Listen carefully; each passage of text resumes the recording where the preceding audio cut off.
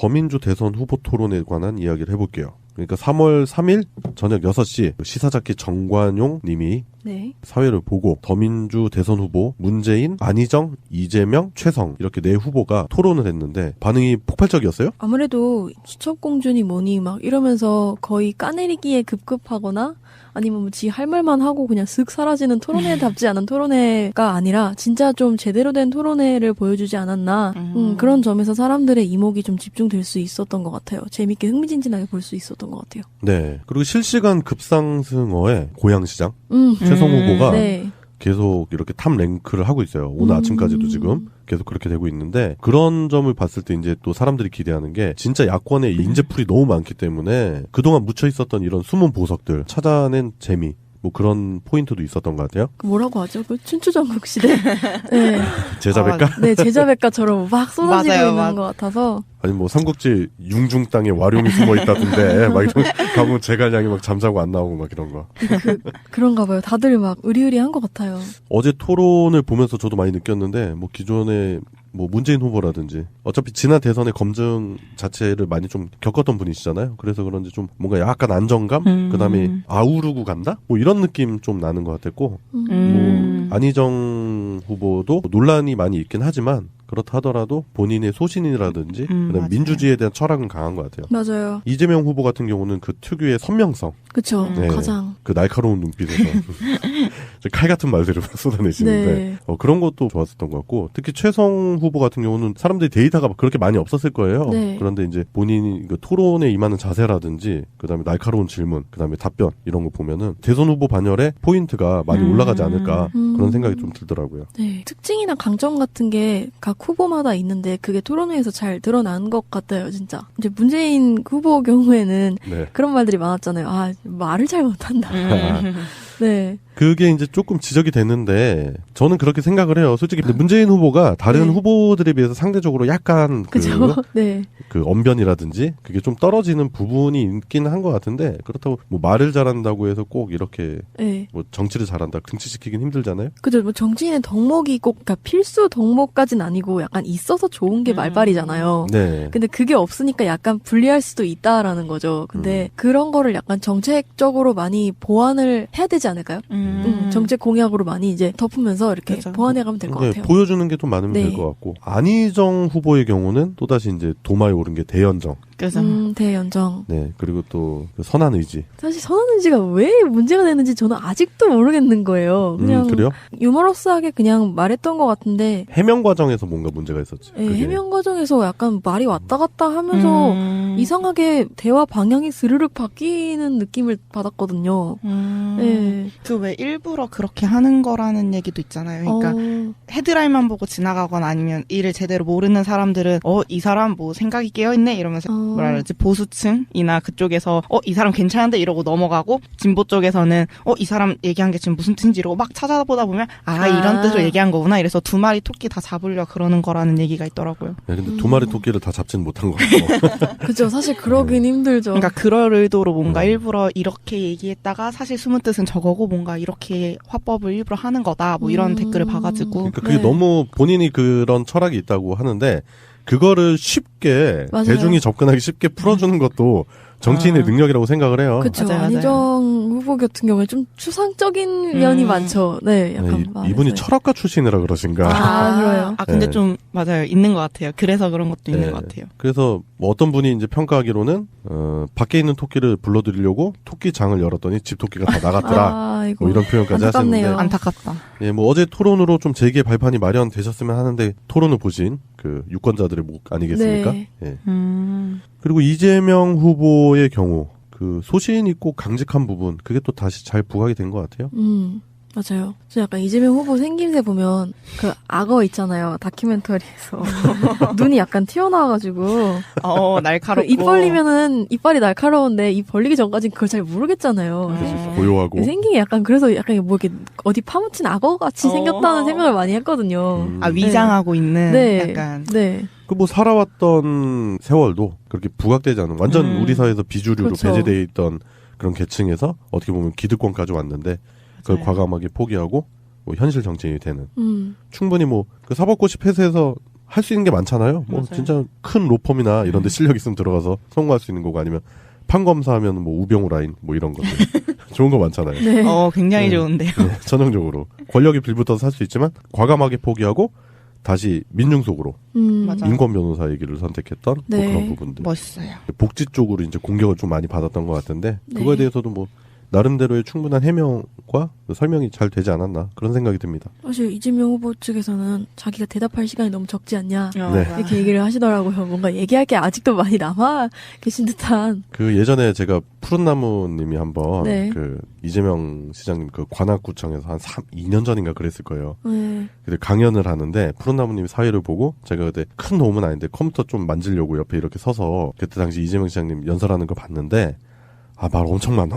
아, 그렇구나. 누가 제지를 안 하면 끝이 없어요. 정말. 이거 어디서 그게 그렇게 다 나오는지 모를 정도로. 근데 그게 뭐 다 뭐 헛소리 이런 게 아니라 진짜 심도 있고 사람을 좀 감동시키고 좀 이렇게 막 흥분하게 만드는 그런 재주가 있으시긴 하더라고요. 예.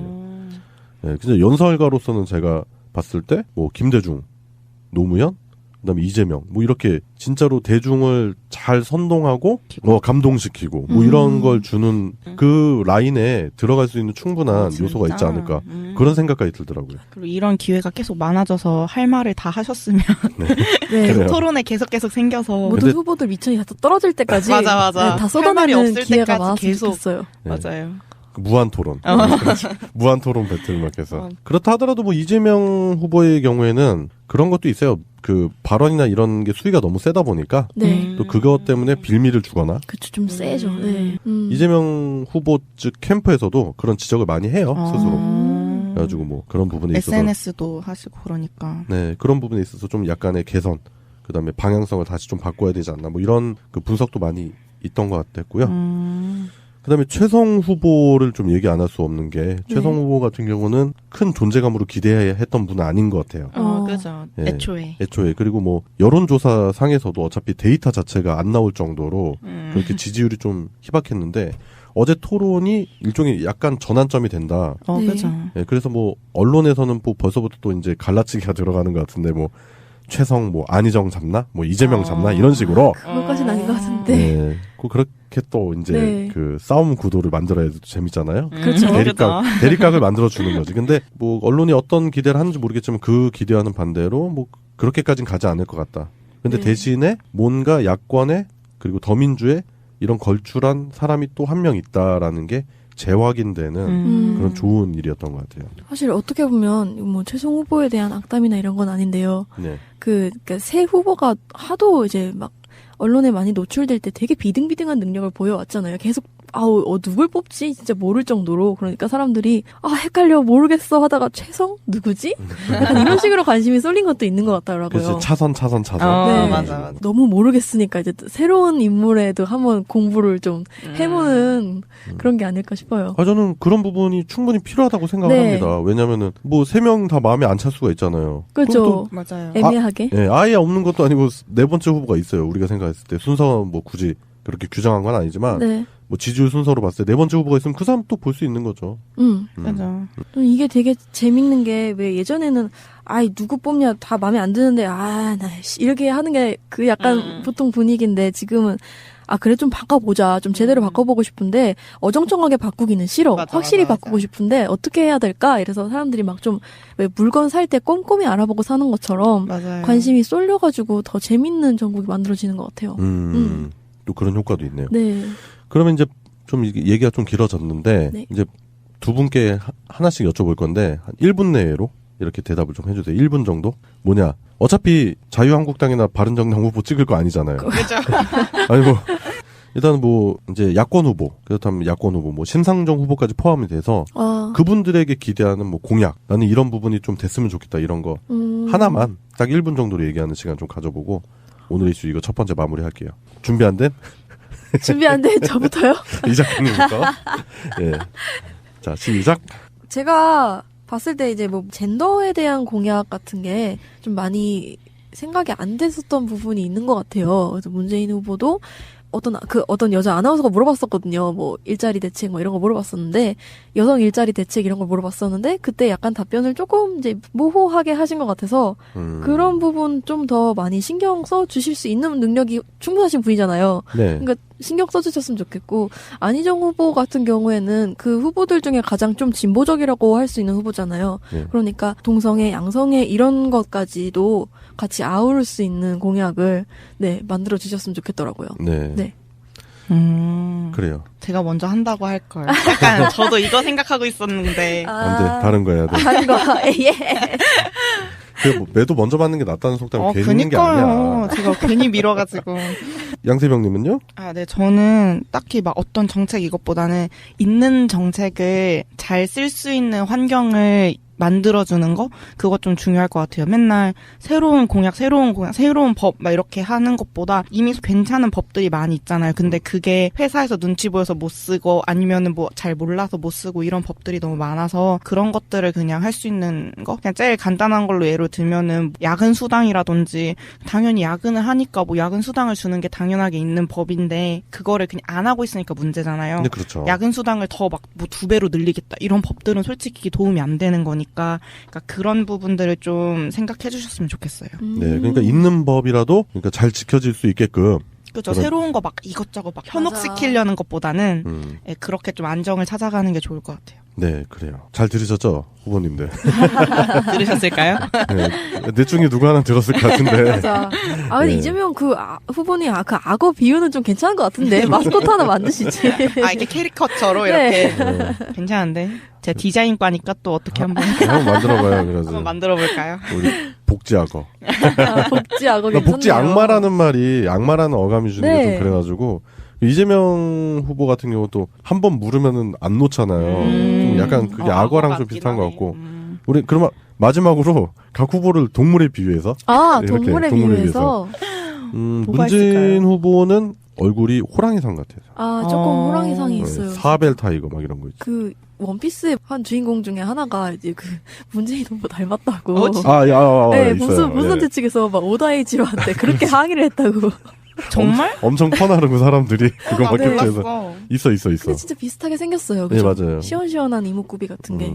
동물에 비유하면은 약간 호랑이. 네, 네, 호랑이 그- 비슷하고. 그리고 그리고 안희정 후보 같은 경우는 약간 그 자유로운 그 사상의 나래를 펼치는 거 보니까 그 한 마리 새. 아, 새. 네, 뭐 약간 우와. 독수리 좀 비슷한 것 같고. 맞아. 약간 이렇게 아. 매서운 눈매가 있어갖고 매 약간 이런. 매, 맞아. 매 좋다. 매 좋다. 잘 어울린다. 아, 이재명 후보 같은 경우 우리가 계속 얘기했지만 네. 악어 같고. 귀엽다, 왠지. 네. 맞아, 왠지. 네, 최성 후보 같은 경우에는 갑자기 깜짝 깜짝 튀어나오는. 신비의 동물인가? 약간 전설의 그러니까 전설의 포켓몬 아직 같은. 모르는 거. 아직 맞아, 몰라. 맞아. 아직 미지의. 네, 네. 좀 더 연구를 해봐야겠지만 네. 어제 같은 경우에는 한 마리 늑대, 오. 외로운 늑대, 약간 그런. 갑자기 호련이 나타나. 호련이 나타나. 호련이 나타나서 지금 중원을 평정하겠다. 뭐 이런. 오.